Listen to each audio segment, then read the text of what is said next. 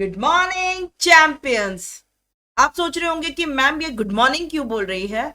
तो अगर आप स्लीपी हो तो फटाफट से जाग जाओ, क्योंकि हम इस वीडियो में डिस्कस करने जा रहे हैं इंग्लिश का लेटेस्ट सिलेबस 26-27 बैच के लिए। इसमें हम सारी चीजें डिस्कस करेंगे। फर्स्ट फ्लाइट बुक के बारे में, फुटप्रिंट्स के बारे में, वर्ड्स एंड एक्सप्रेशन के बारे में और ग्रामर के बारे में। पूरा का पूरा सीबीएसई से आया सर्कुलर डिस्कस करेंगे, ताकि हम एक रोड मैप बना सके और इंग्लिश का सिलेबस फटाफट कंप्लीट कर सके एंड बोर्ड्स में 95 प्लस मार्क्स इंग्लिश में ला सके। ओके, तो अगर आपको फुल मार्क्स चाहिए बोर्ड्स में, so a class 8th 9th 10th, that is this channel, that is Aspire Excellence Academy को फटाफट से सब्सक्राइब कर लो और इंस्टा पे मुझे फॉलो कर लेना है एस्पायर एक्सेलेंस एकेड के नाम से। और अगर आपको सारे नोट्स चाहिए, सारे प्रीवियस ईयर क्वेश्चंस चाहिए, 10th में टॉप करना है, तो Aspire Excellence academy Telegram group को भी ज्वाइन कर लो। वहां आपको सारे नोट्स मिलेंगे फ्री, फुल लेंथ नोट्स मिलेंगे, वर्कशीट्स मिलेगी, revision 1 page full chapter revision of all the subjects, that is science, social studies, maths and English. इन चारों के पूरी मस्त वाली प्रिपरेशन होने वाली है। ओके, नाउ जल्दी से हम लोग इंग्लिश पे आ जाते हैं। तो इंग्लिश को समझने के लिए सबसे पहले तो हमें पता होना चाहिए कि कितने पार्ट्स होते हैं, कितने सेक्शंस होते हैं। तो एक होता है रीडिंग कॉम्प्रिहेंशन, फिर writing skills and grammar and language through literature. ठीक है, रीडिंग कॉम्प्रिहेंशन में क्या क्या चीजें आती हैं? आपको एक अनसीन पैसेज मिलेगा, आपको कॉम्प्रिहेंशन को रीड करना है। ये टोटल 20 मार्क्स का होता है। इसमें आपकी इंटरप्रिटेशन स्किल्स, आप एनालाइज कैसे कर सकते हो, ये सारी चीजें आपकी देखी जाती हैं। ओके मैम, 2 सेकंड के लिए ब्लैंक हो गई थी। Okay, writing skills and grammar में क्या आएगा? आपको पूरा ग्रामर पढ़ना है। राइटिंग स्किल्स में क्या क्या चीजें लिखने के लिए आएंगी वो अभी हम पढ़ेंगे।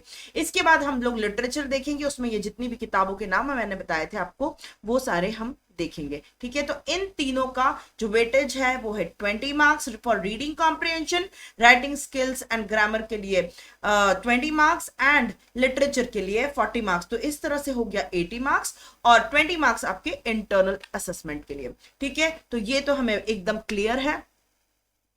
नाउ आपको ये देखना है कि रीडिंग कॉम्प्रिहेंशन में दो तरीके के अनसीन पैसेजेस आते हैं। एक तो आपका होता है डिस्कर्सिव पैसेज, जो 450 वर्ड्स का होता है। ये भी 10 मार्क्स का होता है, ये भी 10 मार्क्स का होता है। लेकिन ये जो दूसरा रहता है ना, इसमें आपको कोई ना कोई चार्ट मिल जाएगा, कोई भी स्टैटिस्टिकल डेटा होगा और आपको उस डेटा को एनालाइज करके आपको उसको सॉल्व करना रहेगा। ठीक है, तो ये पूरा फैक्चुअल पैसेज होता है। ठीक है, इसमें जो क्वेश्चंस होते हैं वो एमसीक्यूज होते हैं, और मतलब ऑब्जेक्टिव टाइप क्वेश्चंस होते हैं, वेरी शॉर्ट आंसर्स होते हैं। और इससे आपका क्या एसेस किया जाता है? Comprehension, interpretation, analysis, inferences, evaluation और वोकैबुलरी। ये सारी चीजें आपकी देखी जाती हैं जब आप अनसीन पैसेज पढ़ते हो।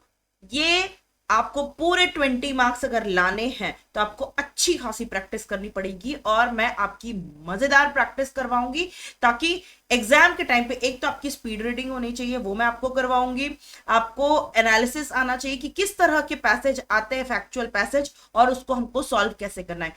पूरे टाइम आप सबसे पहले तो इस चैनल को सब्सक्राइब करो और हर एक वीडियो को फॉलो करना और देखना कि किस तरह से हम इन क्वेश्चंस को सॉल्व करते हैं, क्योंकि हमें ये 20 मार्क्स बहुत इजीली मिल सकते हैं अगर हमारी प्रैक्टिस अच्छी हो। प्रैक्टिस अच्छी होगी तो सब कुछ सामने ही है, वहां पे आपको सिर्फ उसमें से ढूंढ के निकालना है। उस ढूंढ के निकालने के लिए भी कुछ ट्रिक्स लगती हैं जो मैं आपको सिखाऊंगी।